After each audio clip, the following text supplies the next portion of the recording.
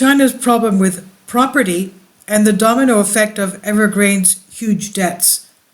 Queen Wang, Professor, Marketing and Innovation, Director, Marketing Innovation, Chinese and Emerging Economies Network, Warwick Business School, University of Warwick, UK, reports on the conversation.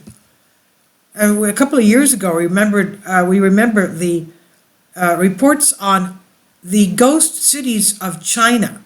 They even had malls built, schools, hospitals, train stations going to these empty cities full of hundreds of huge apartment buildings, and yet they were empty. What were they being built for? That was the question everybody was asking. The Chinese property giant Evergrande is suffering under an enormous pile of debt, reportedly worth $305 billion US.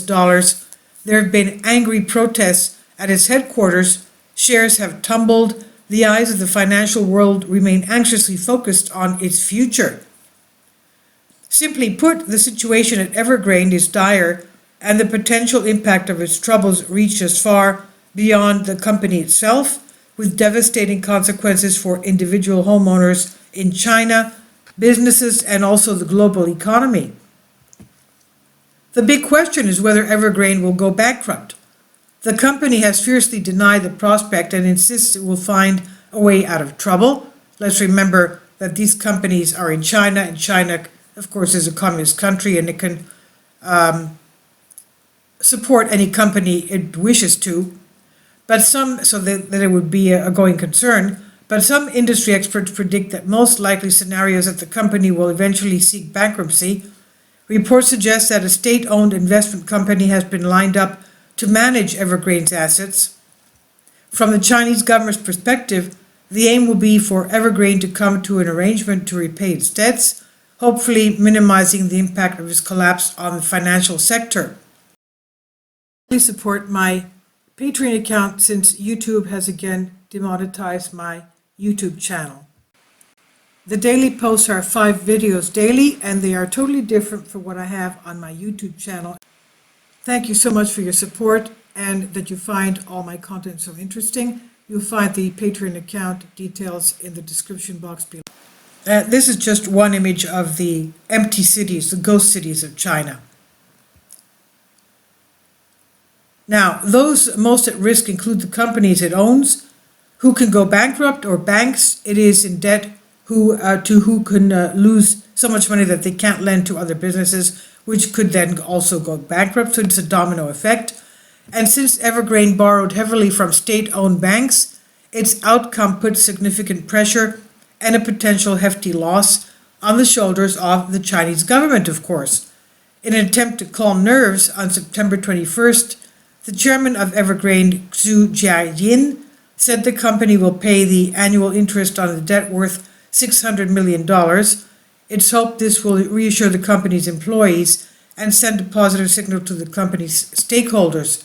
So far, such measures seem to have had at least a temporary effect on the stock market, which has seen dramatic falls over the past 6 months. On September 23rd, the share price of Evergrande went up, but the next day, concerns grew once again after an interest payment was missed. A knock-on effect: the immediate impact of Evergrande's troubles will be on China's once booming property market. The sector represents 7.3% of the country's GDP, compared to 4.1% in 2000. It's a market which been overexpanded for many years, with a debt level of one big development firm already very high. If Evergrande were to collapse, it would cause a domino effect across the sector, potentially leading to the demise of more businesses. Indeed, the China Shenzhen Credit Rating Group has already downgraded the outlook of China's property sector to negative. This change makes it even more difficult for those companies to raise funds, exacerbating the debt situation and making borrowing more expensive. Beyond the world of property, the collapse of Evergrande would have major ramifications in other sectors it's involved with, including consumer electronics, building materials, furniture, and electric cars.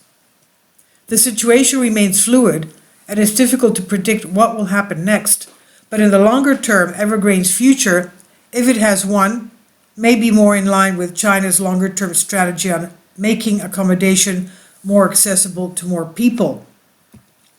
The Chinese government has said it wants to provide ordinary people with affordable housing, recently re-emphasizing the philosophy of common prosperity and the idea that a house is for living in, not investing in. For this reason, Beijing is keen to dampen the overheated property market and steer overall investment to strategically important sectors, including semiconductors, new energy, and pharmaceuticals. But private companies of any description are likely to be hit by the fallout from Evergrande, a private enterprise which has grown into economic giant. State-owned enterprises in these strategically important sectors, meanwhile, are likely to gain greater advantage in terms of trust and resources. In the immediate future, the Chinese government may have other pressing concerns. If Evergrande goes bankrupt, it will need to engage in the expensive task of protecting tens of millions of homeowners and avoiding social unrest as well. This is On the Conversation. Please leave your comments about this. Thank you for your support.